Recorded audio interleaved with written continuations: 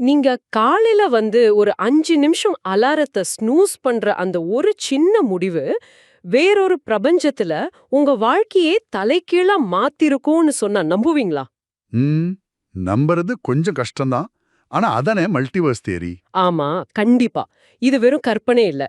இப்போ ஒரு நிமிஷம் 2008ல நடந்த அந்த பேர் ஸ்டர்ன்ஸ் பங்குச்சந்தை வீழ்ச்சிய கொஞ்சம் யோசிச்சு பாருங்க. ஓ, அந்த பெரிய வால் ஸ்ட்ரீட் கிராஷ் சொல்றீங்களா? எக்ஸாக்ட்லி. வால் ஸ்ட்ரீட்ல ஏதோ ஒரு புரோக்கர் தன்னோட லாபத்துக்காக முற்றிலும் சுயநலமா எடுத்த ஒரு முடிவு, உலகத்துல சம்பந்தமே இல்லாத எத்தனையோ சாதாரண மக்களோட வாழ்க்கைய நடுத்தெருவுக்கு கொண்டு வந்துச்சு. ஆமா. 1000 பேரோட யதார்த்தத்தையே அது சுக்குநூறாக்குச்சு. கரெக்ட். ஒருத்தரோட சுயநலம் எப்படி அவ்ளோ பெரிய பாதிப்பை ஏற்படுத்துதுன்னு பாருங்க. இன்னைக்கு நாம இந்த ஆழமான அலசல்ல பார்க்க போற சோர்ஸ் மெட்டீரியலும் இதே தத்துவத்தை தான் பிரபஞ்ச அளவுல பேசுது. Okay, let's unpack this. கண்டிப்பா. இன்னைக்கு நாம பார்க்க போற கதை வெறும் சாதாரண சயின்ஸ் ஃபிக்ஷன் கிடையாது. இது ஒரு செம்ம த்ரில்லிங்கான, மனச உழுக்கக்கூடிய ஒரு கதை.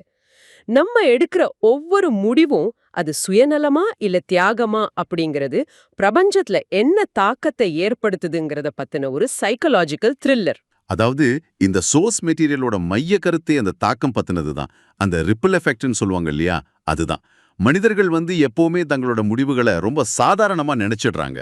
ஆனா நாம டெய்லி எடுக்கிற சின்ன சின்ன முடிவுகள் தானேன்னு ஒரு நினைப்பு. கரெக்ட். ஆனா ஒவ்வொரு தேர்விலும் ஒரு புதிய யதார்த்தம் பறக்குது. இந்த கதையில வர்ற கெவின் அப்படிங்கிற ஒரு சாதாரண மனிதனோட வாழ்க்கை வழியா இந்த சோர்ஸ் அதை ரொம்ப அழகா விளக்குது. கெவின் மூலமா நாம என்ன கத்துக்க போறோம்? சுயநலம்னா என்ன, தியாகம்னா என்ன, இது ரெண்டுக்கும் நடுவுல இந்த மல்டிவர்ஸ் எப்படி இயங்குதுங்கிற மெக்கானிசத்தை நாம ரொம்ப ஆழமா பார்க்க போறோம். நம்ம எடுக்கிற ஒவ்வொரு முடிவும் வேறொரு உலகத்துல என்ன தாக்கத்தை ஏற்படுத்துது அப்படிங்கிற மிஷனை தான் இந்த கதை நமக்கு உணர்த்துது. வாவ், கேக்குறதுக்கே ரொம்ப இன்ட்ரெஸ்டிங்கா இருக்கு. கதையோட ஆரம்பமே பாத்தீங்கன்னா ரொம்ப விசித்திரமா இருக்கும். கெவின் ஒரு சாதாரண வேலை இல்லாத வாழ்க்கையில எல்லாம் முடிஞ்சு போச்சுன்னு நம்பிக்கை இழந்து ரொம்ப சோகமா ஒரு ஹோட்டல் பார்ல உட்காந்துருக்கா. ம், ஒரு டிப்பிக்கலான டிப்ரெஸ் கேரக்டர். ஆமா. அப்ப மாலின்ற ஒரு பெண் அங்க வரா. இவங்க சந்திப்பு வழக்கமான சினிமால வர மாதிரி ரொம்ப ரொமான்டிக்காலாம் இல்ல. மாலி நேரா ஒரு விசித்திரமான பிக்கப் லைனை சொல்றா. அந்த பிக்கப் லைன் என்னன்னு எனக்கு ஞாபகம் இருக்கு. சோர்ஸ்ல ரொம்ப வித்தியாசமா சொல்லிருப்பாங்க. ஆமா. அவ நேரா கெவின் கிட்ட போய், எனக்கு சோகமா இருக்கிற ஆண்கள் பிடிக்கும். இதுவரைக்கும் நான் பார்த்ததிலேயே ரொம்ப சோகமான, பரிதாபமான மனிதன் நீங்க தான் அப்படின்னு சொல்றா.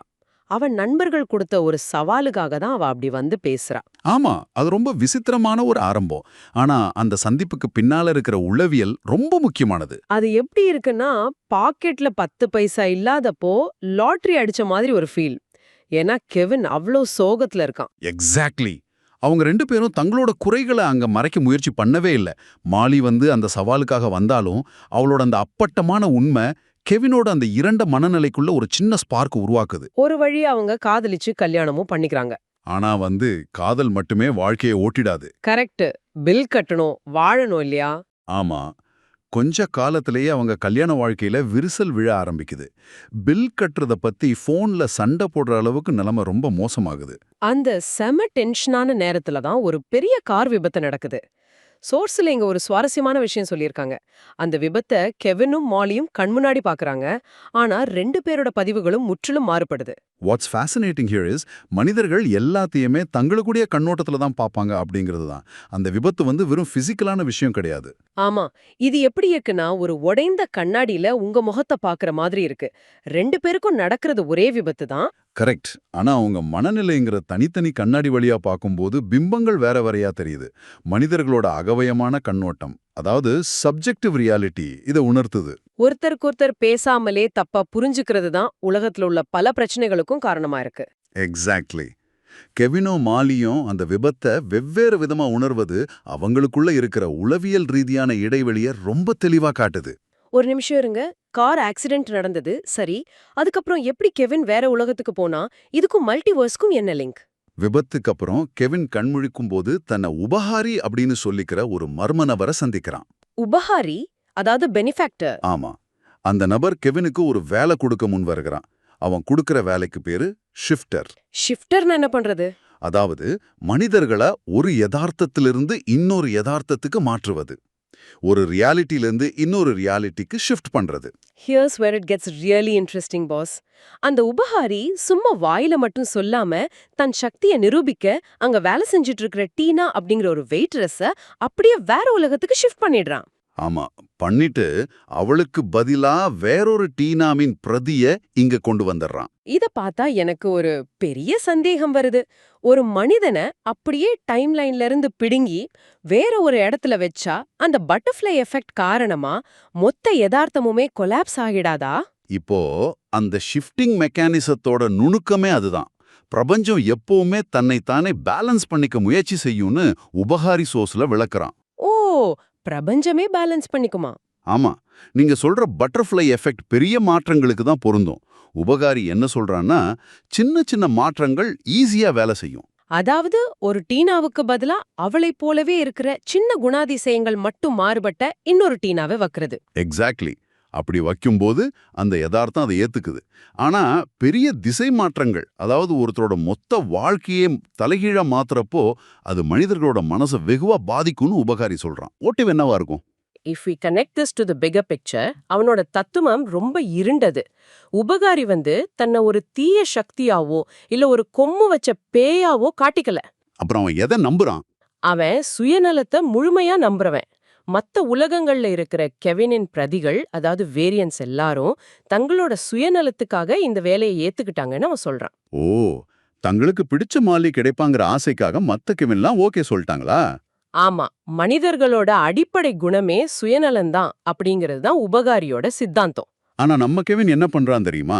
அந்த வேலையை ஏத்துக்க மறுத்துக்கிறான். முழங்கால் போட்டு கடவுள்கிட்ட ஜெபம் பண்ண ஆரம்பிச்சிடுறான். தான் பண்ணது தப்புதான்னு ரியலைஸ் பண்றான்.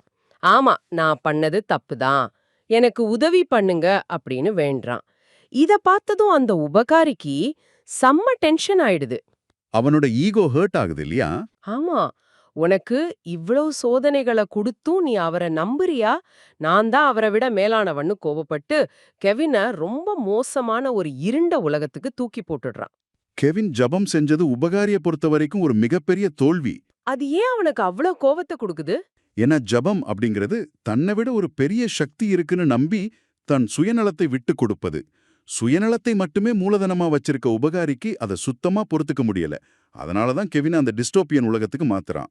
அந்த இருண்ட உலகம் எப்படி இருக்கும்னு லோக்கல் ஸ்லாங்ல சொல்லணும்னா பாஸ், இது அப்படியே ஹார்ட் லெவல் வீடியோ கேம்ல எக்ஸிட் பட்டன் இல்லாம மாட்டின மாதிரி ஒரு ஃபீல். ஆமா, ரொம்ப கொடூரமான சர்வைவல் அது.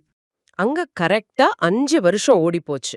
கெவின் இப்போ ஒரு நரகத்துல வாழ்ந்துட்டு இருக்கான். அங்க ஜெபம் பண்றதே சட்டவிரோதம்னு சோர்ஸ்ல சொல்லியிருக்காங்க.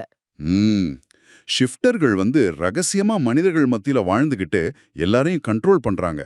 ஆமா, கொஞ்சம் குரல் கொடுக்கற எல்லாரையும் நாடு கடத்திடுறாங்க. அந்த கடுமையான சூழ்நிலையிலயும் கெவின் தனக்கான வெளிச்சத்தை தேடுறான். அந்த வெளிச்சம் அவனோட மனைவி மாலி தான். இருட்டுல மங்கலான வெளிச்சத்தை தேடுற மாதிரி அவன் தேடுறான். இதுக்கு நடுவுல கேப்ரியல் அப்படிங்கிற ஒரு பையனுக்கு ரகசியமாக சுவிசேஷ தாள்கள், அதாவது ஸ்கிரிப்சர்ஸ கொடுத்து உதவுறான். அந்த இருண்ட உலகத்துல ஒரு நம்பிக்கையை விதைக்க அவன் முயற்சி பண்றான். ஆமா, ஆனா எனக்கு இங்க ஒரு லாஜிக் இடிக்குது. எந்த டெக்னாலஜியும் இல்லாத இவ்ளோ கட்டுப்பாடுகள் இருக்கிற ஒரு உலகத்துல எப்படி அவன் தம் மனைவிய வேற உலகத்துல தேடுவான்? அங்கதான் சோர்ஸ்ல ஒரு அதிநவீன அதே சமயம் மனதை உழுக்குற ஒரு டெக்னாலஜி பத்தி பேசப்படுது. அதுக்கு பேரு மல்டிஃபேஸ் வியூவிங் டெக்னாலஜி.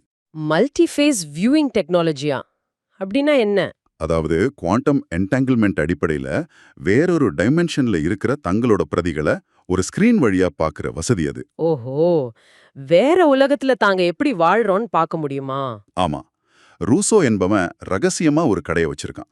அங்கே மக்கள் தங்களோட கடைசி பணத்தை கொடுத்து அந்த திரையில தங்களோட வேறு உலக பிரதிகளை பார்த்து சந்தோஷப்படுறாங்க. ஒரு நிமிஷம், உபகாரி எல்லாமே தன்னோட கண்ட்ரோல்ல இருக்கணும்னு நினைக்கிறவன் ஆச்சே, அப்புறம் எப்படி இந்த டெக்னாலஜியை அவன் அனுமதிப்பான்? அதுதான் அவனோட மாஸ்டர் பிளான். இந்த வியூவிங் டெக்னாலஜி மக்களுக்கான ஒரு போதை மருந்து மாதிரி. ஓ, தங்களுக்கு கிடைக்காத நல்ல வாழ்க்கை வேற உலகத்துல தங்களோட பிரதிக்கு கிடைச்சிருக்கேன்னு ஒரு போலி திருப்தி அவங்களுக்கு கொடுக்குதா? எக்ஸாக்ட்லி. அதை பார்த்துக்கிட்டே மக்கள் யதார்த்த உலகத்துல எந்த கேள்வியும் கேட்காம புரட்சி பண்ணாம அடங்கி கிடப்பாங்க. அந்த கடையில தான் கெவின் நர்ஸா இருக்கிற ஒரு மாலின் பிரதியை பார்க்கறான்.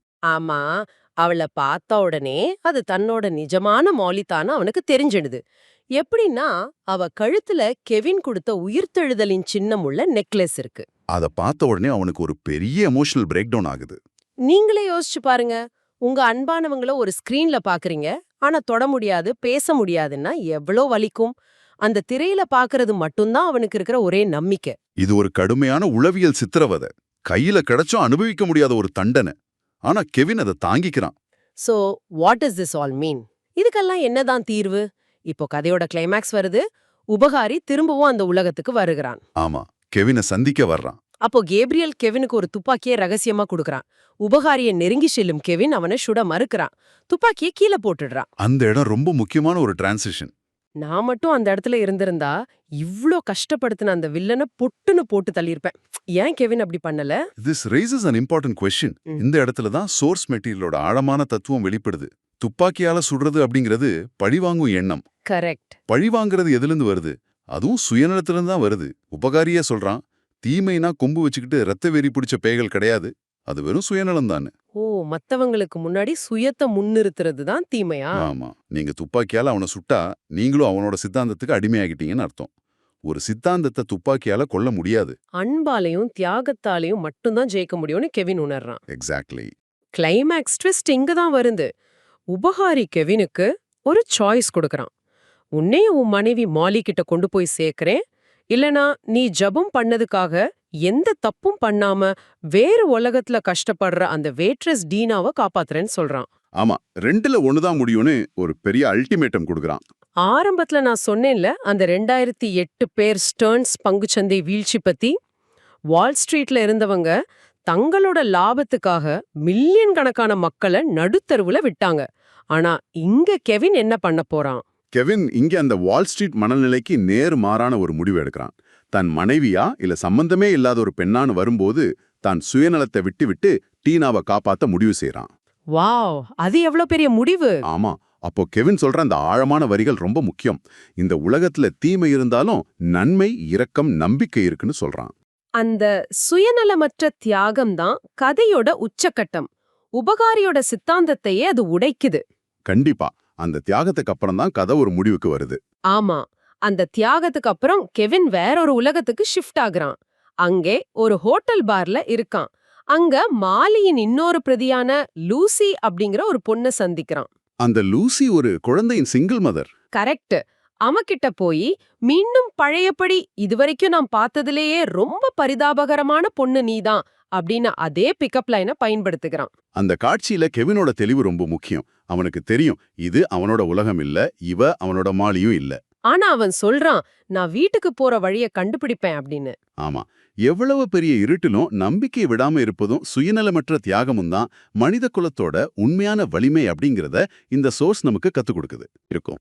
இந்த ஆழமான அலசல முடிக்கிறதுக்கு முன்னாடி உங்ககிட்ட ஒரு கேள்வி கேக்குறேன். நேயர்கள் இத கண்டிப்பா யோசிக்கணும். உங்களுக்கு ஒரு பெர்ஃபெக்ட்டான வாழ்க்கை தரப்படும். உங்களுக்கு பிடிச்ச எல்லாமே கிடைக்கும்.